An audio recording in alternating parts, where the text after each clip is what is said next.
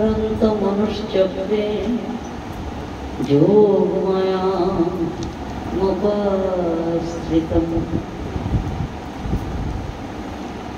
সেই শারদ ফুল্লি মল্লিকা রাত্রে গোবিন্দমার বংশীধ্বনি করলেন। শুনেছেন ১৭ কোটি প্রেমরূপী গোপী। এই গোপীরা কারা ছিলেন? সাধন সিদ্ধা, কৃপা সিদ্ধা, নিত্যকান্তা। সাধন সিদ্ধা গোপী কারা, কৃপা সিদ্ধা গোপী কারা, নিত্যকান্তা গোপী কারা? কৃপা সিদ্ধা গোপী এরা ছিলেন বিন্ধ্যাচল পর্বতে বেদশাস্ত্রে শ্রুতিচরী মুনি ঋষিগণ, যারা নিরন্তর বেদ অধ্যয়ন করতেন, ভগবানকে ডাকতেন। একদিন ভগবান তাদের কাছে এলেন। ভক্তাদিন ভগবান তো ভক্তের ডাকে সাড়া দিয়ে ভগবান এলেন।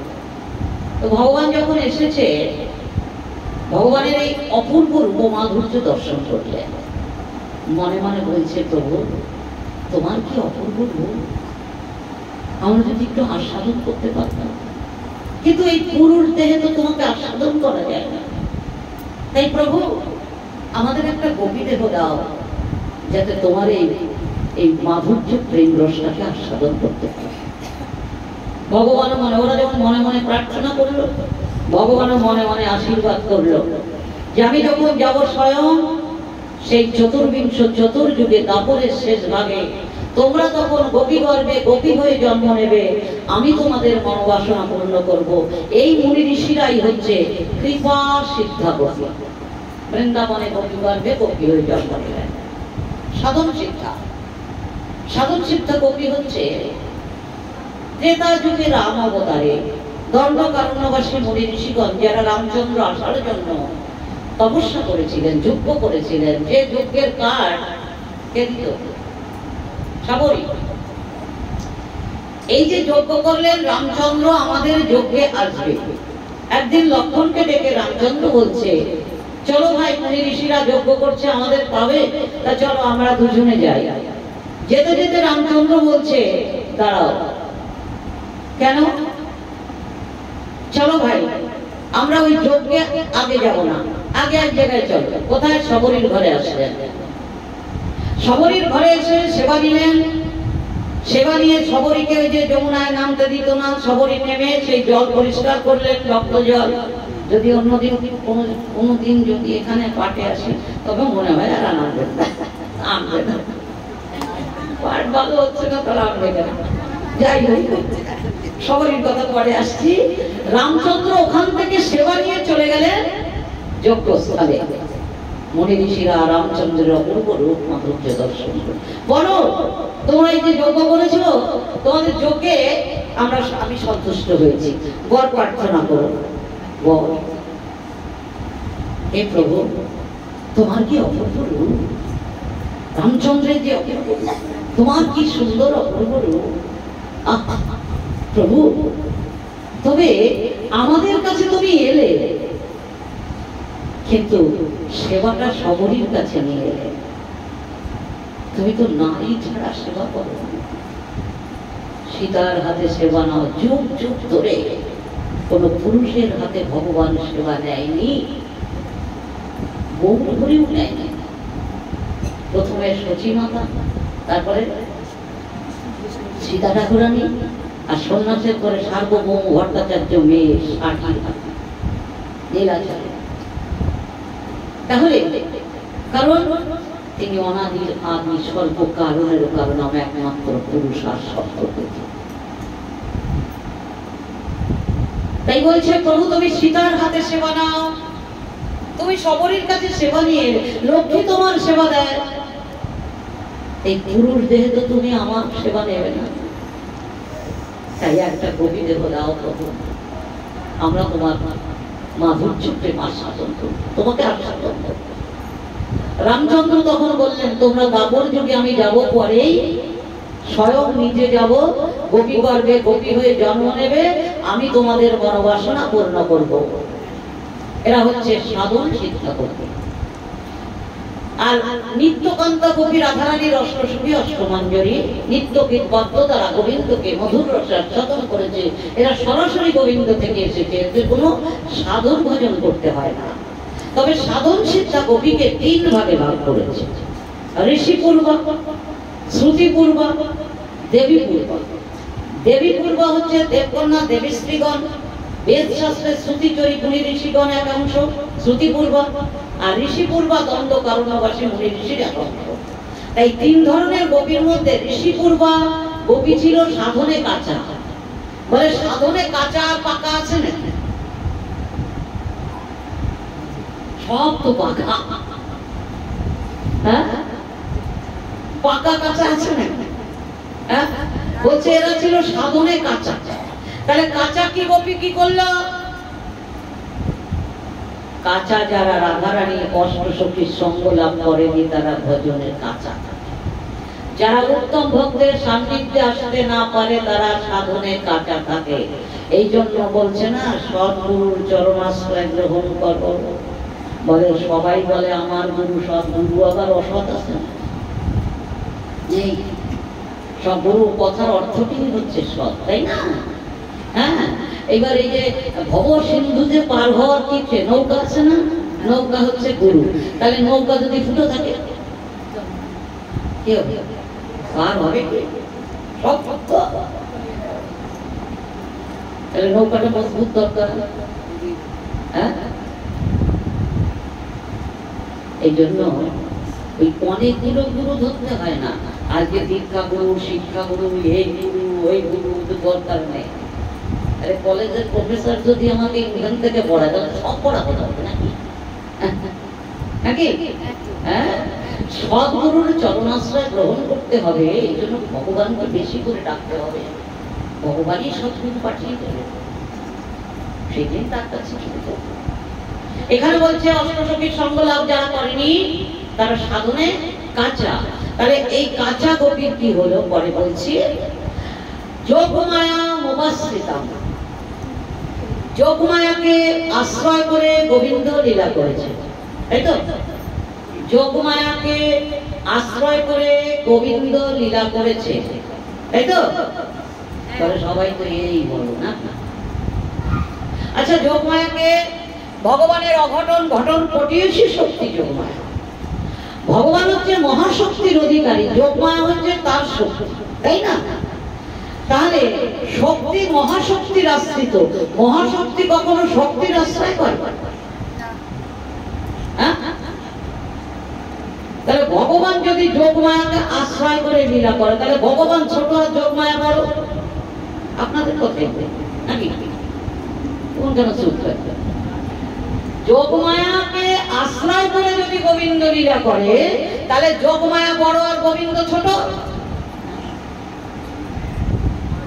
কথা বলবেন, এই জন্য বলছে সদ্গুরুর চরণ আশ্রয় ধরুন, সাধু শাস্ত্র গুরু বাক্য 3টেই সঠিক হওয়া দরকার। আমার গোবিন্দ যাতে ছোট না হয়।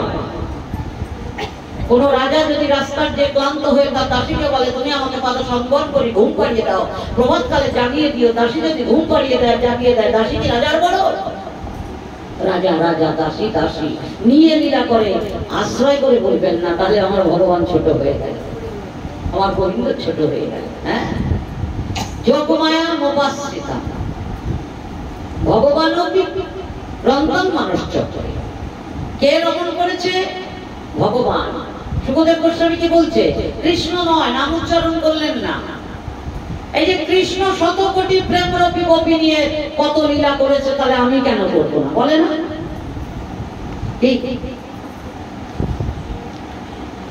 এই জন্য ভগবান অবিরন্তন মানুষ চক্রে কে লীলা করেছে? ভগবান রমণ করেছে। তাহলে সাধারণ সবাই ভয় পাবে না। ভগবান যখন রমণ করেছে তার দৃশ্যে রমণ নয়। তাহলে এইবার এই গোপীদের কথা বলি। ঋষি পূর্বা গোপী, ঋষি পূর্বা গোপী যারা সাধনে কাঁচা। তা কাঁচা গোপী এবার বংশীধ্বনি শ্রবণ করলেন, শ্রবণ করে ঘরের বাহির হতে গেছে, আটকে দিয়েছে স্বামীরা। কোথায় যাচ্ছ? কোথায় যাচ্ছ? যেতে দেব না। গোপীরা তখন কি বলছে? এই গোবিন্দ শিশুকাল থেকে তোমায় ভালোবেসেছে। এদের ভালোবাসা কবে হয়েছিল? দাম বন্ধন লীলা। ঘি গোবর্ধন থেকে গোপীরা এসে যে গোবিন্দকে বন্ধন অবস্থা দেখে ভালোবেসে ফেললেন। এটা মধুর প্রেম, প্রতিরূপে ভালোবাসা, ভালোবেসে ফেললেন। কিন্তু সেই ভালোবাসার কথা তারা কোনোদিন বলতে পারেনি। তাই অভিভাবক বর্গ এই সমস্ত গোপদের হাতে তুলে দিয়েছে, যারা তোমার কাছে যেতে দিচ্ছে না। তবে এই যে বংশীধ্বনি শ্রবণ করলে, কত বছর বয়সে? গোবিন্দের বয়স কত? 7। আর গোবিন্দ নাম বন্ধন লীলা করেছিলেন 2 বছরে। তাহলে গোবিন্দের বয়স 7। তাহলে গোপীরা ক বছর ভালোবাসলো গোবিন্দকে? 2 থেকে 7, কত বছর? হ্যাঁ, 5 বছর ভালোবাসার পরে এইবার তারা বললো আমি তোমায় ভালোবাসি। তাও 5 বছর না, 4 বছর পরে। ভালোবাসি কবে বললো? যখন কালীয় দমন লীলা করেছিলেন। কালীয়নাথ বেষ্টন হয়ে মাঝ ভদ্রে ছিল গোবিন্দ। গোপীগণ এই কদম্ব বৃক্ষের তলায় এসে দেখে বলছে, হে প্রভু, হে গোবিন্দ, তোমাকে আমরা ভালোবাসলাম, কিন্তু তুমি তো জানতে পারলে না যে আমরা তোমাকে ভালোবাসি। বলিনি তো যে ভালোবাসি, এ কথাটি বলিনি। তাই তোমাকে বলিনি বলে তুমি জানতে পারলে না, কিন্তু ভালো তো বেসে গেলাম, কিন্তু তুমি তো চলে যাচ্ছ। আজকে তুমি চলে যাচ্ছ, আজকে যদি আমরা না বলি আর বলা হবে না, তুমি জানতে পারবে না। তাই আমরা তো বলছি, হে গোবিন্দ, আমরা যে তোমাকে ভালোবাসি। এই যে মুখ দিয়ে আজকে উচ্চারণ করলো, তারা ক বছর পরে উচ্চারণ করলো? 4 বছর ভজনের পর। হ্যাঁ বাবা, কি ভক্ত হয়ে গেছে কয়দিনের মধ্যে, ওরা নামতে দেরি হবে না গো। বলে বিল্ডিং যখন গাঁথো তখন একটু জল দেওয়ার গাঁথো, নাকি একদিনে একবার ছাদ পর্যন্ত, লিঙ্গন পর্যন্ত ও মজবুত হবে না। নাও, অনুশীলনী করো, অনুভব করো, আস্তে আস্তে ওটা, আস্তে আস্তে যেদিন অনুভব হয়ে যাবে, যেদিন প্রেমের উদয় হয়ে যাবে, সেদিন তো তুমি ভগবানকে লাভ করবে। তাই আগে লাফালাফি করো না যে আমার মতো বৈষ্ণব কে আছে। এই অহংকার যদি একবার এসে যায়, সে কোনোদিন আর তাড়াতে পারবে না। এই জন্য গোপীরা ও ভজন করেছে, গোবিন্দকে প্রেম দিয়ে ডেকেছে, কিন্তু বলেনি। আজকে বলছে, তুমি তো চলে যাচ্ছ, শুনে যাও, আমরা তোমাকে 4 বছর পরে, আরো 1 বছর পরে ওই বংশীধ্বনি তারা কানে শুনলো। মানে 5 বছর পরে বংশীধ্বনি শুনলো। তাই বলছে, হে গোবিন্দ, আমরা যে তোমাকে ভালোবেসেছি, বলতে পারিনি বলে অভিভাবক বর্গ এই গোপদের হাতে তুলে দিয়েছে, যারা তোমার কাছে যেতে দিচ্ছে না। দেহটাই সর্বনাশ। এই দেহটা যদি না থাকতো, তাহলে তোমার কাছে যাওয়া তো কোনো বাধা। তাহলে যে দেহ তোমার সেবায় না লাগবে, তেমন দেহ আমরা পরিত্যাগ করি। শাস্ত্রে বলছে, অন্তিমে যদি ভগবান চিন্তা করতে করতে দেহ ত্যাগ করে, তাহলে ভগবানের চরণ প্রাপ্তি হয়ে যায়। তাহলে এরা অন্তিমে যখন গোবিন্দকে ডাকলো, তাহলে তো গোবিন্দ চরণ প্রাপ্তি হয়ে গেল, হয়েছে। তাহলে উত্তম ভক্ত হয়ে লাভ কি? উত্তম ভক্তের সান্নিধ্যে এসে ভক্ত চূড়ামণি হয়ে লাভ কি? দেখো, সাধনে পেকে গেলে কি হয়? এ তো কাঁচা গোপী, আর পেকে গেলে কি হয়? বলে পাকা গোপী যখন বংশীধ্বনি শ্রবণ করেছে, তখন কি হয়? আচ্ছা বলুন তো, ওই যে সামনে ভোগ লাগিয়েছে, খায় না? খায় না, না? আচ্ছা, ওই ভোগ লাগানোর সঙ্গে সঙ্গে যদি তুলে তুলে মুখে দেয়, কেমন? হ্যাঁ, খুব ভালো না? না পাকলে তো ওটা পাওয়া যাবে না। এই জড় দেহে তো ভগবানের সঙ্গে আলিঙ্গন হবে না। যখন পেকে যাবে সাধনে, কত ভক্ত এরকম গোবিন্দের সঙ্গে লীলা করেছে না, খেলা করেছে, করেছে। গোপাল তুমি খাও, গোপাল খেতে বাধ্য, তাড়াতাড়ি খাও। রঘুনাথ বলছে, খাও না তো লাঠিকে খেছ। তাড়াতাড়ি করে গোপীনাথ খাওয়া শুরু করেছে। আবার 21টা নাড়ুর 20টা খাওয়ার পরে আবার চেপে ধরে ওই একটা আমার। গোপীনাথ বলে আমার, রঘুনাথ বলে আমার। পেকে গেলে এইরকম হবে গো। এই জড় দেহে ভক্ত ভগবানের মিলন হয়ে যাবে। আর কাঁচা থাকলে এটা হবে না। আনন্দ কোনটাই বেশি? এই দেহে যদি মিলন হয়, আরে পরের বার জন্ম নেবো, কবে পাবো, কবে নেব, দরকার নেই। এই দেহেই তো তার সঙ্গে মিলন হয়ে যাওয়া যায় যদি প্রেম দিয়ে তাকে ভালোবাসা যায়। এই চোখে তার লীলা দর্শন হয়। এবার পাকা গোপী যারা, তারা বংশীর ধ্বনি শ্রবণ করলেন। শ্রবণ করে এক সখী আর এক সখীকে বলছে, ওই দেখ আমাদের নন্দপুত্র বংশীর ধ্বনি করছে, প্রাণবধূ, চল আমরা যাই। বলছে যাবি? তাহলে এক কাজ করি আমরা, আচ্ছা এমনি নিজেরা গেলে তো ওখানে যাওয়া যাবে না, চল ওই রাধারানীকে নিয়ে যাই, চল আমরা আগে রাধা মন্দিরে যাই। মানে রাধাকে না নিলে তো হবে না।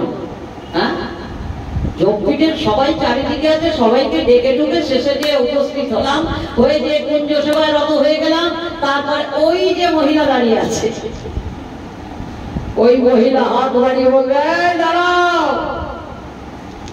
বলে কেন এসেছো? বলে এই শুধু একটা মালা নিয়ে এসেছি, এই মালাটা তাকে পরাবো, আর একটু চন্দন তুলসী এনেছি, তার চরণে দেবো। রাধারানী বলে আগে দাও আমার কাছে, আমি বিচার করিনি ওটা কেমন মালা এনেছে। এক ভক্ত মালা তৈরি করে, পুষ্প চয়ন করে, মালা তৈরি করে, চন্দন ঘষে তুলসী দিয়ে পিতাকে দিত, আর পিতা সেটা গোপীনাথের গলায় পরাতো। আজকে ভক্ত মালা তৈরি করেছে, বাবা দেখছে দেরি হচ্ছে, এসে তাকে মেয়েটা মালা তৈরি করে নিজে পড়েছে, পরে নিয়ে মালাটা ঘোরাচ্ছে, ঘুরিয়ে ঘুরিয়ে ভালো করে দেখে পাত্রের মধ্যে রাখলো, তারপরে চন্দনটাকে নিজের হাতে লাগালো, লাগিয়ে তারপরে রাখলো, তুলসী পাতাগুলো নিজের হাতে লাগালো, লাগিয়ে তারপরে রেখে এবার থালা ধরে বাবার কাছে দিয়েছে। বাবা তো জানলা দিয়ে সব দেখেছে। মেয়েকে বলছে, আজকে যেভাবে তুই দিয়েছিস ওইভাবে প্রতিদিন দিস নাকি? কেন বাবা? আমি সব দেখেছি। তুই মালা গলায় পড়েছিস? হ্যাঁ। হাতে চন্দন ঘষে তারপরে তুই রেখেছিস? বলে হ্যাঁ। তুলসী লাগিয়ে তারপরে রেখেছিস? বলে হ্যাঁ। কিন্তু আমি তো রোজই করি। টান মেরে ছুঁড়ে ফেলে দিয়েছে। কাল থেকে আর সেবার দ্রব্য তুই গোছাবি না, আমি নিজে করব। নিজে একখানা মালা নিয়ে যখন গোপীনাথের গলায় পড়াতে গেছে, হাত ধরেছে, হাত ধরে বলছে এই মালাটা পরবো না, যেটা ছুঁড়ে ফেলেছে ওটা পরবো। পিতা তখন বলছে আমার মেয়ে অবুঝ, বোঝে না, ও মালা তৈরি করে প্রভু নিজের গলায় পড়েছে। বলে কেন পড়েছে তুমি জানো? ও গলায় পড়ে দেখছিল আমার এই কোমল অঙ্গে ব্যথা লাগে কিনা, চন্দনে ব্যথা পাই নাকি, তুলসীতে ব্যথা পাই নাকি, তার জন্য প্রেম দিয়ে গেছে, মালাটা আমাকে নিয়েছে। রাধারানীর বিচার না হলে কখনো রাধারানী তোমাকে তার কাছে যেতে দেবে না। তাই রাধা মন্দিরে চল, রাধারানী ছাড়া গোবিন্দের কাছে যাওয়া যায় না। এবার রাধা মন্দিরে এসেছে, রাধারানীকে বলছে, ও রাধে, বলে কি? বংশীর ধ্বনি শুনেছি, যাবো কি? চল না, ঠিক নিয়ে যাবো, বুড়িমা আছে না, তোর চোখের জল গোবিন্দকে তো মিলন দেবে, চল। তবে রাধে আয়, তোকে একটু সাজিয়ে দিই, আমরা সাজিয়ে দিই, সুন্দরভাবে সাজিয়ে তারপরে গোবিন্দের কাছে নিয়ে যাই। রাধারানী বলছে, গোবিন্দের কাছে গেলে তোরা যদি সাজাস তাহলে তোদের মনের মতো করে সাজাবি, আমার গোবিন্দের কাছে যেতে দেরি হয়ে যাবে, তার থেকে দরকার নেই, ছেড়ে দে না, আমি নিজে সেজে দিচ্ছি, তাহলে তুই তাড়াতাড়ি সাজ। ঘরের মধ্যে রাধারানী গেলেন, হার করলেন কোমরে, কোমর বিছা পড়লেন গলায়, হাতের কঙ্কর চরণে, চরণের নুপুর হাতে, আলতা পরলেন, সিঁদুর পরলেন পায়ে, আলতা পরলেন। কি সুন্দর সাজ হচ্ছে না? ওগো জড় জগতের শ্বাস থাকলে যে গোবিন্দের কাছে পৌঁছানো যায় না। নিজে খাবো, নিজে করবো, নিজে সুন্দর হবো, এই থাকলে যে গোবিন্দের কাছে পৌঁছানো যায় না। এই জন্য যোগী মুনি ঋষিরা সব ছেড়ে দিয়ে একটা কৌপিন করে হার আনে বলে কেটে চলেছে। কিচ্ছু চাই না, শুধু তোমাকে চাই। এই জগতের শ্বাস থাকলে যদি সেবা বেশি হয়ে যায়, কি গোবিন্দকে পাওয়া যায়? চাই না। রাধারানী আমার গোপীদের নিয়ে আসছে। আজকে গিরিগোবর্ধনে গোবিন্দ গিরিগোবর্ধনের পাশে বংশী ধ্বনি করছে। রাধারানী গোপীদের নিয়ে দাঁড়ালেন, কি সুন্দর অপূর্ব রূপ দেন। রাধারানী বলছে, দেখ গোবিন্দের কি অপূর্ব রূপ, বর্গাপিরাং যতবর বপু কর্ণীয় কর্ণিকারম বিভ্রত বসত্তনম কপিসং বৈজন্তিষ্ঠমালয়ম রন্ধন বেনুরধর সুধায় পুরায়ণ বিবেন্দ্র বেন্দ্ররণং সপদরমণাং রাবিষাদ গিরিগিরিতে। গোবিন্দের কি অপূর্ব রূপ দেখেছিস?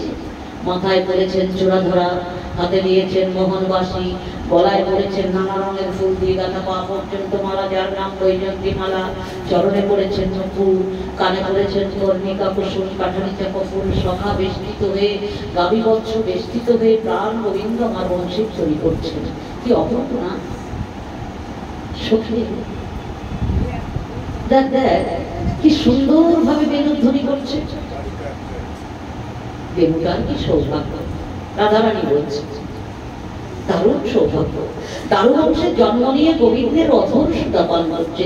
ঠিক এই গোপী জন্মের, গোপী গর্ভে গোপী হয়ে জন্ম না নিয়ে যদি নিরল দারু বংশে জন্ম হতো, তাহলে আমরাও গোবিন্দের অধর সুতা পান করতাম। রাধারানী কি বললেন? গোপী গর্ভে গোপী হয়ে জন্ম না নিয়ে যদি এই বেণু বংশে মানে দারু বংশে বাঘ বংশে জন্ম হতো, তাহলে আমরাও গোবিন্দের অধর সুধা পান করতাম। ঠিক এই গোপী জন্মে। সঙ্গে সঙ্গে রাধারানী বলছে, সখী রে, আবার বেজে বেজে শোনানো হচ্ছে, মানে হচ্ছে ছুটে গিয়ে গোবিন্দের বদন থেকে ওই বেণুটাকে নিয়ে দূরে ছুঁড়ে ফেলে দিলেন। যে অধর সুধা পান করবার জন্য আমরা লালায়িত, সেই অধর সুধা পান করছে কিনা নিরল দারুদস্ত বেণু। তাহলে রাধারানী কি বলছে? ছুটে গিয়ে মনে হচ্ছে মুখের থেকে বেণুটাকে নিয়ে, এটাকে কি বলে? হিংসা না? আমি বলেছিলাম, অনেকে আশ্বাস সেদিন আমি বলেছিলাম যে মহাপ্রভুর ক্রোধ লোভ, ললিতা সখীর লোভ, দুটো বলেছিলাম নাকি? ললিতা সখীর লোভ আর মহাপ্রভুর ক্রোধ নিতাইয়ের কপাল ফাটিয়ে দিলেন। রাধারানীর হিংসা। বলেছিলাম যে উত্তম ভক্তের লোভ হিংসা বেশি, স্বয়ং রাধারানীর হিংসা। বলছে আমি ওখান থেকে হিংসা। যদি কোনো ভক্তকে চরম সেবা করতে দেখে, প্রথমে তার সৌভাগ্যের চিন্তা করে, তারপরে হিংসা হয়। আপনি কি মনে করেন এক পাঠক আর এক পাঠককে ভালোবাসে? এক কীর্তনিয়া আর এক কীর্তনিয়াকে ভালোবাসে? এক সেবাই তার এক সেবাইকে ভালোবাসে? ও দেখবেন বৃন্দাবনে এমনি করে গলায় জড়িয়ে ধরে একেবারে গোড়াগড়ি খাচ্ছে, আর মনে মনে চিন্তা করছে তোকে কি করে করতে পেতাম। জয় রাধে। হ্যাঁ, কিভাবে রমাদি পাঠ করছে, ওনার মনে কোনো হিংসা নেই। আরে হিংসা বেশি ওই সেবা নিয়ে। ওকে কি করে ওখান থেকে দাঁড়িয়ে দিয়ে আমি সেবার অধিকারী হই। যারা প্রেম দিয়ে ভালোবাসে তারাই তো লালসা হয়, আর হিংসা তার মধ্যেই আসে। হ্যাঁ, হিংসা, সেবারে হিংসা, আর কোনটাই হিংসা নেই। ও কি করলো, ওর বাড়ি এই আছে, ওর বাড়ি ওই আছে, আমার নেই, আমাকে ভালো কাপড় দিল না, ভালো খেলাম না, এসবে কোনো হিংসা নেই। হিংসা একমাত্র ওই চরণ যুগল সেবায়, আর কোথাও নাই। রাধারানী বলছে মনে হচ্ছে ছুটে গিয়ে বেণুটাকে নিয়ে দূরে ছুটে ফেলে দিলেন। আবার বেজে বেজে শোনানো হচ্ছে। দেখ সখী, দেখ দেখ এই ময়ূরগুলো এসেছে গোবিন্দের বংশের জন্য শ্রবণ করে, আর ময়ূরও এসেছে, ময়ূরও এসেছে, ময়ূরী এসেছে, ওদের পতি এসেছে। আর আমাদের পতিরা তো আসেই না, আমরা আসতে গেলেও বাধা সৃষ্টি করে। দেখ দেখ সখী, হরিণ হরিণী বংশের ধ্বনি শ্রবণ করে কি সুন্দর নৃত্য করছে। পশু পাখি কি সুন্দর আনন্দ। দেখ দেখ বিমানে দেবকন্যা দেবী স্ত্রীগণ যাচ্ছে, স্থলিত বসন গলিত কবরী, তাদের প্রতি কবরী বেঁধে দিচ্ছে, বসন অঙ্গে তুলে দিচ্ছে। দেখ সখী, বংশীর ধ্বনি শ্রবণ করে যমুনা কেমন ঢেউ তুলে তুলে নাচছে। ওদের আনন্দ হয়েছে। ওদের আনন্দ কেন? বলে আমার রস গিয়ে দারু বংশের জন্ম হয়েছে, সেই দারু বংশ গোবিন্দের অধর সুধা পান করছে, পরোক্ষভাবে সেবা। অর্থাৎ কোনো মাস্টারের ছাত্র যদি ফার্স্ট হয়, তাহলে আনন্দ কার বেশি? আচ্ছা, লাভ আছে, মাস্টার তো মাইনাস আর কিছু হবে, পরোক্ষভাবে সেবা করে আনন্দ। আজকে যমুনার আনন্দ, সখীরে বংশীর ধ্বনি শ্রবণ করে দেখ গোপী এই গাভী বৎস এবং সখারা কি করছে, বলে গাভী বৎস গুলো তৃণ ছিঁড়ে নিয়েছে মুখে, একটা চিবিয়েছে, বংশীর ধ্বনি শ্রবণ করে অর্ধচর্বিত তৃণ বিগলিত হয়ে পড়ছে। সখীরে দেখ দেখ সখাগণ অপলক দৃষ্টিতে গোবিন্দের পদম পদে চেয়ে আছে। এটা কি তৃণলতাগুলো যেন সবার মুখ ওই চরণের দিকে, সবাই যেন ওই চরণ ছুটতে চাইছে, চরণটা ঢেকে ধরেছে। সখীরে যারা নিচু তারা পেল, আর যারা উঁচু তারা পেল, আমরা মধ্যম হইয়া রইলাম, আমাদের বুঝি আর গোবিন্দ সেবা হলো না। নিচু কারা? এখানে রাধারানী বলছে নিচু হচ্ছে বৃন্দাবনের পশু পাখি তৃণলতা, আর উঁচু দেবকন্যা দেবী স্ত্রীগণ। বলে ওরা পেল এরা পেল, আমরা মধ্যম হইয়া রইলাম। বলে নিচু কারা? শ্রীধর স্বামী টিকায় বলছে নিচু কারা? যারা সংসার মায়ার বন্ধনে আবদ্ধ, এমন ভাবে আবদ্ধ গোবিন্দের কাছে যাওয়ার সময় হয়, যাদের সাধু সঙ্গ করার সুযোগ হয় না, গুরু সঙ্গ করার সুযোগ হয় না, গোবিন্দ চরণের অন্তর কাঁদে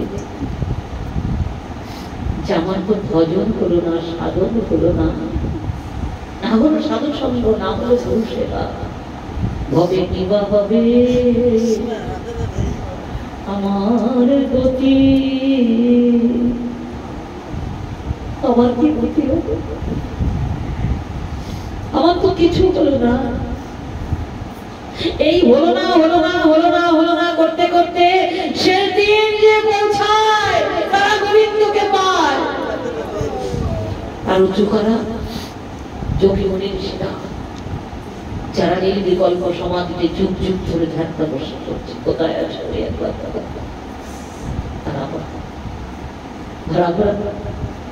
আমি তো গর্ব অহংকার, আমি বৈষ্ণব, আমি সাধু, আমি সত্য, আমি মহন্ত, আমি মহারাজ, এই আমার আমার করতে করতে পতন হয়ে যেতে হয়। আমাদের বুঝি আর গোবিন্দ সেবা হলো না। সখী কি করলে ওই গোবিন্দ চরম সান্নিধ্যে গিয়ে ওই সেবার অধিকারী হওয়া যায়? কে বলে দেবে? হে বৃন্দাবনের অধিষ্ঠাত্রী দেবতা বলে দাও না যে কি করলে গোবিন্দ চরণের সেবা করা যায়? তার কাছে গিয়ে ভক্তি দেবীর হৃদয় হলো বৃন্দাবন। আরে গোপীগণ তোমরা কাঁদছো কেন? কি হয়েছে তোমাদের? আমরা যে গোবিন্দ চরণ সেবা করতে চাই, সেবা করতে তাহলে কাত্যায়নী ব্রত করো। এই কাত্যায়নী দেবী কি? এটি তো মহামায়া, যোগমায়া। তাহলে বৃন্দা দেবী বললেন কেন? এরাও বললো কেন? আরে নন্দপুত্র তো ভগবান নয়, কোন দেবতাকে ডেকে কেউ পতিকে চায় না। কোন দেবতাকে ডেকে তারপরে তো ভগবানকে চায়, এই পুত্র চায়, স্বামী চায়, নাকি সখা চায়।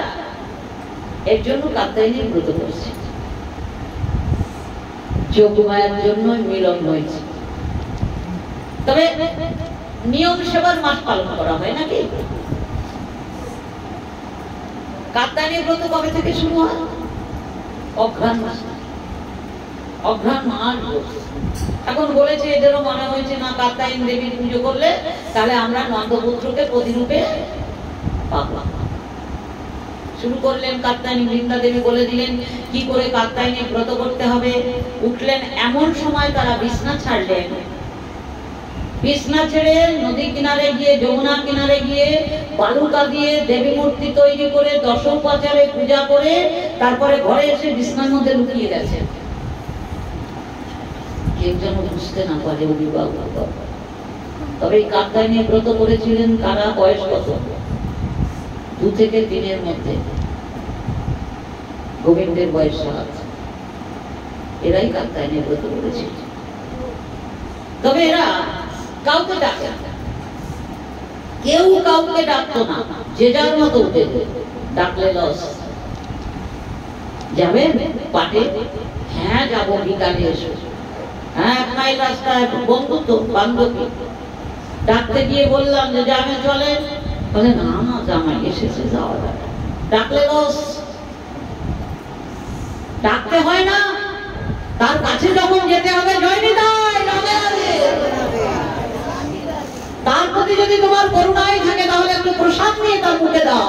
সে যখন মুখে প্রসাদ দেবে আর হরিনাম বলবে, তখন তার কাছে যেতে হবে না, সে আপনাকে খুঁজে বেড়াবে। ডেকে কখনো আনা যায় না, কাউকে ডেকে আনতে হবে না, ডেকে আনা যায় না। শুধু নিজে যেতে হবে, পৌঁছে দিতে হবে জিনিসটা, পৌঁছে দিয়ে সরে আসবেন, আর ডাকতে হবে। তাই গোপীগণ যে যার মতো উঠেছে, বলে যার যার তাড়নায় শেষে চলে যাবে। গোপীগণ যে যার মতো উঠে সেইভাবে ব্রত করছে।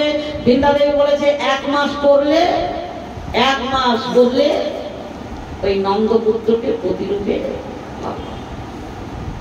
এখন এরা ব্রত করছে, ব্রত করতে করতে করতে করতে ওদের শেষের দিন এসেছে। প্রতিদিন কি করে? বিছনার মধ্যে শুয়ে পড়ে। আর আজকে কি করলো? সংসারের কথা মনে নেই, এর যে ভজনের যদি লালসা হয়, ভজন যদি করে, তারপরে আস্তে আস্তে মায়া পালাতে দিশা পাবে না। এই আপনি এটা ছাড়বেন, ওটা ধরবেন, ওটা ছাড়বেন, ও ছাড়তে পারবেন না। শ্যাওলা পুকুরে ধাক্কা দিয়ে সব শ্যাওলা সরিয়ে দিয়ে ঢুকবেন, ওদের মাথা পড়ে চলে আসবে। মায়া একটা সরাবেন তো 10টা আসবে। ও সরাতে চায় না, ও সরতে জায়গা পাবে না, ও সরে যাবে। যদি আপনি প্রেম দিয়ে গোবিন্দকে ভালোবাসেন, মায়া সরে যাবে, আপনাকে কেউ ভালোবাসবেন। তবে যাকে ভালোবাসা নেই জগতে, তিনি মনে করবেন গোবিন্দ কাছে এসে গেছে। আর যারা মনে করবেন আমাকে সবাই ভালোবাসে, গোবিন্দ অনেক দূরে, তাই তুমি সবার ভালোবাসা পাচ্ছ। দুটো দুদিকে, দুটো সম্পূর্ণ দুদিকে। তাই আজকে গোপীগণ শেষের দিন, আজকে ঘর সংসারের কথা তাদের মনে নেই, জল কেলি করছে, আনন্দে জল কেলি করছে। নন্দপুত্র আজকে আমাদের আসবে। বৃন্দাদেবী বলেছে নিষ্ঠার সহিত যখন ভজন করেছি, তখন উনি আসতে বাধ্য। এইবার নন্দপুত্র আসবে, জল কেলি করছে। জল কেলি করতে করতে করতে করতে ভানু উদয় হওয়ার 1 ঘন্টা 36 মিনিট আগে, সূর্য উদয় হওয়ার 1 ঘন্টা 36 মিনিট আগে ভানু উদয় হয়। আর এই ভানু উদয় হওয়ার আগে এই পূর্ব দিকে একটু লাল লাল মতন হয়ে যায়। দেখেছেন? যারা 7টায় ঘুমের থেকে ওঠেন তারা কিন্তু, কারা দেখে, যারা ভজন করে তারা দেখে। যত রাত্রে ঘুমোক না কেন, ওই রাত্রে উঠে পড়ে পূর্ব দিকে একটু আলো আলো হয়ে ওঠে। এই গোপীগণ ওই আলোটাকে দর্শন করলেন জলকেলি করতে করতে। রাধারানী বলছে, ও সখী, ওই দেখ পূর্ব দিকে আলো আলো হয়ে উঠেছে, এখনো তো আমাদের নন্দপুত্র এলো না, তাহলে কি আর আসবে না? তাহলে কি এখনো আমরা সেই নন্দপুত্রকে পাবো না? এই টাইমটায় গেলে লোকই ডাকতে শুরু করলো তারা। তারপরে এবার তারা ডাকতে শুরু করেছে, ব্যাকুল হয়ে ডাকছে। তাহলে অঘ্রাণ মাসের শেষের দিন গলা জলে দাঁড়িয়ে এরা ডাকছে। আর নন্দপুত্র কোথায়? সে তো মা যশোদার ঘরে গদি বিছনায় শুয়ে আছে। বলে ভক্তই তো কষ্ট পেয়ে ভগবানকে ডাকে, আর ভগবান তো সুখী নাকি? কখনো নয়। তুমি 2 ফোঁটা নয়নের জল ফেললে ভগবান তোমার জন্য 2 ফোঁটা নয়নের জল ফেলবে, যা কেউ কোনোদিন ফেলবে না। এ জড় জগতে তুমি সব দাও না কেন, কিন্তু তোমার চোখের জলের মূল্য দেবে না, তোমার কষ্টের মূল্য দেবে না। কিন্তু আমার গোবিন্দ, তুমি তার জন্য ফেললে সেও ফেলবে। বলে গোপাল কোথায়? মা যশোদার ঘরে আজকে ঘুম নেই, তিনি ঘরের মধ্যে পাইচারি করছেন। মায়ের অনুমতি ছাড়া তো যেতে পারবে না। মাও ওঠে না। আমার গোপীগণ কত কষ্ট পাচ্ছে, ভক্ত কত কষ্ট পাচ্ছে। তাই ঘরের মধ্যে পাইচারি করছে আর গোপালের চোখ দিয়ে টপ টপ করে জল পড়ছে। ভক্তের কত কষ্ট। এই যে পাইচারি করছে, মা যশোদা হঠাৎ এই যে নুপুরের ধ্বনি শুনতে পেলেন। মা যশোদা উঠে তাড়াতাড়ি করে গোপালের ঘরে এসে দেখে গোপাল ঘরের মধ্যে পাইচারি করছে। আরে বাবা, তোর শরীর খারাপ, আমাকে ডাকবি তো? আয় বাবা, আয় বলে আমি তোকে ঘুম পাড়িয়ে দিই। না, ঘুম আসছে না। তাহলে খিদে পেয়েছে, চোখে জল, তার মানে খিদে পেয়েছে। আমার খিদে পাইনি, খিদে পাইনি। তাহলে তুই কাঁদছিস কেন? এত বড় তুই উঠিস না, আজকে তুই পাইচারি করছিস কেন? মা, আমি আজকে না একটু সকাল সকাল বসতে যাবো। আরে এখন কিসের কষ্ট? সে দেরি হোক, সবাই আস। ওই দেখো সকালে এসে গেছে, তুমি আমাকে বসতে যেতে দাও না। শোনো, তোমার শরীর খারাপ, আজকে তোমাকে বসতে যেতে দেবই না। না না মা, তুমি আমাকে বসতে যেতে দাও। বাড়ি থাকলে আমার শরীর ভালো থাকবে না। তুমি আমার কত না ছলনা করছেন ভগবান ভক্তের কাছে যাওয়ার জন্য। তুমি আমাকে যেতে দাও। না, আমি কিছুতেই তোমাকে যেতে দেবো না। আচ্ছা মা, কেন দেবে না? দাও না। তোমার কিসের চিন্তা? দাদা ভাই যাচ্ছে, বলরাম যাচ্ছে, সকারা যাচ্ছে, তোমার কোনো চিন্তা নেই। আমি ঠিক ভালো হয়ে যাব। বাড়ি থাকলে আমার মনটা ভালো থাকবে। একা একা বল তুমি, ওদের কাছে আমার কত না ছলনা করছে। মা তখন বলাইকে ডেকে বলছে, শোন বলরাম, ভাই কিন্তু শরীর খারাপ, তাই নিয়ে বসতে যাওয়ার বায়না করছে। তুই কিন্তু দেখিস, তবে খাইয়ে দি। বসিয়েছে গোপালকে, ডান কোলে বলরামকে বসিয়েছে। মা যখন নবনী আনেছে, গোপাল তখন বলে, না মা, আমি খাবো না। তাহলে তোমাকে বসতে যেতে দেবো না। না, তুমি বিশ্বাস করো, আমি এখন খাবো না, পরে নিয়ে নেবো। কে? দাদা যাচ্ছে, তুমি শুধু আমাকে যেতে দাও। মায়ের অনুমতি নিয়ে গোপাল আমার যাচ্ছে। মনে মনে চিন্তা করলেন, মাঠ থেকে তো ছাড়িয়ে এলাম, সামনে আবার দাদা ভাই বলরাম, কি করে যাবো ওই গোপীর কাছে? চিন্তা করতে করতে কতদিন আগে আগে যায়, আসবে সবার পেছনে পেছনে পেছনে যাচ্ছে। যেতে যেতে গোষ্ঠের এই যমুনা কিনারের খানিকটা আগে গাছের শেকড়ের ফলে গোপাল বসেছে। বলরাম এসছে, এসে বলছে, মা তোকে বারণ করলো, তুই তো শুনলি না, তুই এলি। শোন, তোর আর এই গোষ্ঠে নিয়ে কাজ নেই, তুই এখানে বসে থাক, আমি টাইম মতন তোকে খাইয়ে দেবো, তুই এখানে বসে বিশ্রাম কর, আমি যাচ্ছি। ওদের সবাইকে নিয়ে আমি গোষ্ঠচারণা করছি। তাহলে কানাইয়ার কাছেও সখা রেখে গেলেন 4 জন। কে কে? সুদাম, বসুদাম, দাম, কিঙ্কিনী, মন, বুদ্ধি, দেহ, অহংকার। এই হচ্ছে 4 জন সখা। এদের বয়স কত? 2 বছর। এই 2 বছরের সখা 4 জনকে রেখে বলরাম বড় যারা ছিল সবাইকে নিয়ে চলে গেলেন। এক্ষেত্রে বলছে সুখদেব গোস্বামী, যাদের মধ্যে হিতাহিত বোধ আছে তারা কৃষ্ণ লীলা দর্শন করতে পারবে না, সেবায় প্রবেশ করতে পারবে না, কুঞ্জ সেবায় নিষেধ। দাদা বৌদি শুয়ে আছে, বড় একটা বোন থাকলে ঢুকতে পারে, ছোট একটা বোন যদি থাকে সে তো ঢুকে যাবে। শুধু সখীর অনুগত হলে হবে না, মঞ্জুরি নামা দিতে হবে। বলে ও সব আমার হয়ে গেছে, পালন করো কি? এই যদি কিছু বলে, এই যে বলেছিল পাঠ নাকি ভালো হচ্ছে না, রাগ হয়ে যাচ্ছিল, আমি তখনই চলে যাচ্ছিলাম।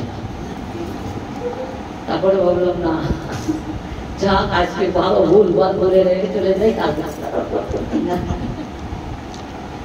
তাহলে রাগ। কিন্তু একটা বাচ্চাকে যদি তাড়িয়ে দেওয়া হয়, সে কিন্তু মা মা বলতে বলতে সে করে তুলবে নাকি? তাহলে কে সেই মঞ্জুরি? কে? যার শিশুর মতো মন, ওরাই ওই গোবিন্দ সেবায় লাগতে পারে, আর কেউ নয়। হিতাহিত বোধ যাদের থাকে না, যারা সম্পূর্ণরূপে গোবিন্দের লীলায় ডুবে গেছে। তাই আজকে 4 জন সকাল একে বড় যারা ছিল সবাইকে নিয়ে চলে গেলেন। এই 4 জন সকাল নিয়ে বস্ত্র হরণে গেলেন গোবিন্দ। গোবিন্দ বস্ত্রহরণ লীলায় যখন গেলেন তখন তাকে বস্ত্র সব উপরে, আর গোপীরা সব জলের মধ্যে গোলা জলে দাঁড়িয়ে আছে। তাহলে এই গোপীদের বয়স কত? 3 থেকে 5-এর মধ্যে। 5-এর মধ্যে এই গোপীদের বয়স। সাধারণত এরা বিবস্ত্র হয়ে খেলা করে, তাই এরা এক বস্ত্রে গেছে, আর একটা ব্যাগ পাশে নেয়নি। ব্যাগ নিলে গোবিন্দ ভার হয়ে যায়, নেয় না তাকে, তাই এক বস্ত্রেই চলে যায়। রামকৃষ্ণ পরমহংসদেবের কথা আসে, একজন বেশ সাজগোজ করছে, তখন তো শালা বলে কথা বলতেন, বলে এই শালা এত সাজগোজ দেখছিস, বলে সন্ন্যাস নেয়। সন্ন্যাস নিতে গেলে ওই রকম নেয় নাকি? উনি তেল দিয়ে স্নান করতে যাচ্ছিলেন, বেরিয়ে পড়লেন। কিছু থাকতে গোবিন্দ পাওয়া যায় না, তাই গোপীগণ উপরে বস্ত্র রেখে জলে নেমেছে জল ক্যারি করতে। গোবিন্দ বস্ত্রগুলোকে নিয়ে কদম্ব বৃক্ষের মূলে উঠলেন। কেন? বলে বস্ত্রগুলো সব ছেড়ে দিয়ে আমাকে পাবে বলে নেমেছে, কিন্তু উঠে এসে যদি বস্ত্রের পরে লোভ হয়, ওই জন্য ওটা আর আমি রাখবো না, ওটা কেড়ে নিলেন। যে করে আমার স্বামী তার পরিকল্পনা, ওটা কেড়ে নিয়ে কদম্ব বৃক্ষের মূলে বাঁধলেন, এমন ভাবে বাঁধলেন, আর তার একটা ডালের মধ্যে গোবিন্দ আমার বসে আছে, এমন ভাবে এই বস্ত্রগুলো বাঁধলেন যাতে গোবিন্দের অঙ্গ না দেখা যায়। চরণটা ওই কদম্ব বৃক্ষের ডালের ফাঁক দিয়ে ঝুলিয়ে রেখেছে, মানে চরণ দর্শন করো, আমাকে দর্শন করো না, আগে আমার চরণে আত্মসমর্পণ করো, আমার চরণ দর্শন করো। যতদিন পর্যন্ত আমার চরণে আত্মসমর্পণ না হবে, ততদিন তোমার কামনা বাসনা যাবে না। এই জন্য গোবিন্দ চরণে 19খানা চিহ্ন আছে। এই চিহ্নের এক একটা চিহ্নের এক একটা রাধাবিনোদ গোস্বামীর ভাগবতে এই লীলায় আছে। চরণ চিহ্নের বিশ্লেষণ, কোন চিহ্নে কি আছে। এই জন্য বৈষ্ণব আর অন্য চিহ্ন, অন্য চরণ দেখে না। কেন? তাহলে ওই চরণে যদি প্রধানমন্ত্রীর কাছে যদি সব পাওয়া যায়, তাহলে এই অর্থমন্ত্রী চাই, শিক্ষামন্ত্রী চাই, তা নাকি? না না, গোবিন্দ চরণে সব আছে। তাই গোবিন্দ বলছে আমার চরণে যারা আত্মসমর্পণ করে তারাই আমাকে লাভ করে। তাই তুমি আমার চরণে আগে আত্মসমর্পণ করো। চরণ তুমি ঝুলিয়ে রেখেছে। গোপীগণ এই যে কাঁদছে, জলের মধ্যে দাঁড়িয়ে দাঁড়িয়ে কাঁদতে কাঁদতে, জল তো স্থির, ওই ছায়াটা এসে পড়েছে। গোপীগণ তখন বলছে, এই সুখী, এই দেখ দেখ, আমাদের প্রাণবধূ এসেছে। প্রাণবধূ এসেছে কই? তাহলে তো উপরে দেখতে হয় নাকি? মাথা নত না বলে ভগবান পাওয়া যায় না। মাথা তারা উঁচু করে ধরে, তারা পায় না, তারা নিচু, ওদের মাথা তো নিচু। বলে দেখ দেখ, এই জলের মধ্যে নড়ে উঠেছে আমাদের। এবার সবাই স্থির হয়ে দেখছে চরণটা, কি সুন্দর প্রকৃতির চরণ দুখানি, দেখ কি সুন্দর, বলে ওরা ওই চরণে আত্মসমর্পণ করে দেবে। এবার আত্মসমর্পণ হয়ে গেছে। গোবিন্দ তখন ওই ডালের ফাঁকা দিয়ে মুখ বাড়িয়েছে। ও গোপীগণ, আরে এত ভোরবেলায় এই অঘ্রাণ মাসের প্রচন্ড ঠান্ডায় তোমরা জলের মধ্যে কি করছো? বলে জলব্রত করছি। জলব্রত করছি। আমিও এই গাছের ডালে বসে নাগব্রত করছি।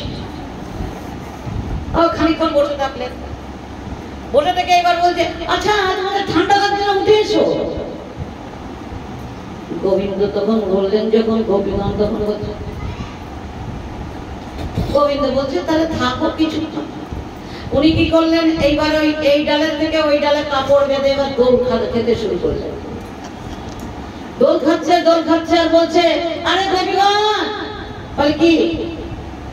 মাথা তো মাথা, আরে উঠে এসো।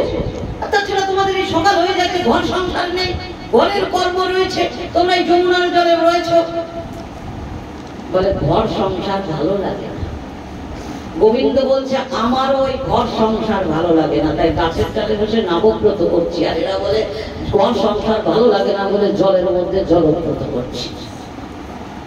আবার কিছুক্ষণ কেটে গেল, কারণ পরে গোবিন্দ বলছে, আরে উঠে এসো। উঠবো কি করে? আমরা বিবস্ত্র। আচ্ছা, এদের তো লজ্জা ঘৃণা ভয় দিন থাকতে নয়, ছোট ছোট বাচ্চাদের কোনো লজ্জাই নেই, তাই না? তাহলে গোপীরা বলছে না না আমরা উঠতে পারবো না, তার মানে লজ্জা হয়েছে, তাই না? হ্যাঁ, লজ্জা ঘৃণা ভয় দিন থাকতে নয়, লজ্জা অমিত্ব গর্ব অহংকার পাপ, এগুলো গোবিন্দের সৃষ্টি। কিন্তু এরা গোবিন্দের কাছে কোনোদিন যেতে পারে না। তাই এরা চিন্তা করে যে গোবিন্দের কাছে যাব, তাকে যদি আমি আশ্রয় করতে পারি তাহলে ওই গোবিন্দের কাছে যাবো, ওর সঙ্গে আমিও যাব। তাই লজ্জা এসে ভর করেছে। হ্যাঁ, পাপ এসে ভর করে না। এই বৈষ্ণবের জন্য একাদশী তিথি পালন করে যাতে পাপ আশ্রয় না করে। হ্যাঁ, এরকম লজ্জা ঘৃণা ভয় আমিত্ব গর্ব অহংকার পাপ, এগুলো গোবিন্দের সৃষ্টি, যেতে পারে না। কিন্তু ভক্তের অঙ্গে এরা সদা সর্বক্ষণ ব্যস্ত হয়ে পড়ে আছে, যাতে ওর সঙ্গে আমি একটু যেতে পারি। লজ্জা এসে ভর করেছে, তাদের লজ্জা হয়েছে, উঠবো কি করে আমরা বিবস্ত্র, ছি ছি ছি ছি, বিবস্ত্র হয়ে জলে নেমেছে, পাপ করেছে, সূর্যদেবের কাছে ক্ষমা চাও, দেবতার কাছে ক্ষমা চাও। এরা তখন বলছে আমরা তো জলের মধ্যে রয়েছে, বরুণ দেব দেখছে না, ও তো দেবতা, অপরাধ করেছে, ক্ষমা চাও। তখন এদের আত্মসমর্পণ তো হয়ে গেছে, গোবিন্দ ওদের লজ্জাটাকে কেড়ে নিলেন। তখন ওরা করজোড়ে বক্ষে হাত দিয়ে গোবিন্দের কাছে বললেন আজ হতে দেহ মন প্রাণ তোমাকে সঁপে দিলাম গোবিন্দ। তাহলে তো এখানেই মিলন হয়ে যায় নাকি? সব যখন এত কষ্ট করে এত সাধন ভজন করে এসে গেছে, তাহলে তো গোবিন্দ নিয়ে নেবেন নাকি? কতটা ব্যাকুল হলে ভগবানকে পাওয়া যায়, তাই আছে রসতত্ত্বে। বলো না, গোবিন্দ কি বললেন? আচ্ছা ঠিক আছে ঠিক আছে, আগামী পূর্ণিমায়, রাস পূর্ণিমায় আমি তোমাদের কোনো বাসনা পূর্ণ করবো। রাস পূর্ণিমা, এই রাস পূর্ণিমার পরে তো কাত্যায়নী ব্রত, তাই না? অঘ্রাণ মাসে কার্তিক মাসে রাস, অঘ্রাণ মাসে কাত্যায়নী ব্রত। তাহলে শেষে রাস পূর্ণিমা, পরের রাস পূর্ণিমা, মানে আর 1 বছর ভজন করো। সেই 1 বছর পরে গোবিন্দ আমার আজকে বংশীধ্বনি করলেন যমুনা কিনারে। যখন তিনি বংশীধ্বনি করলেন, 100 কোটি প্রেমরূপী গোপী, 100 কোটি প্রেমরূপী গোপী তারা শুনতে পেলেন বংশীধ্বনি। ভাগবতে বিশ্লেষণ দিয়েছে, যে যেমন ভাবে ছিল সে তেমন ভাবে চলেছে। কেউ এক নয়নে কাজল পড়েছে, এক নয়নে পড়েনি।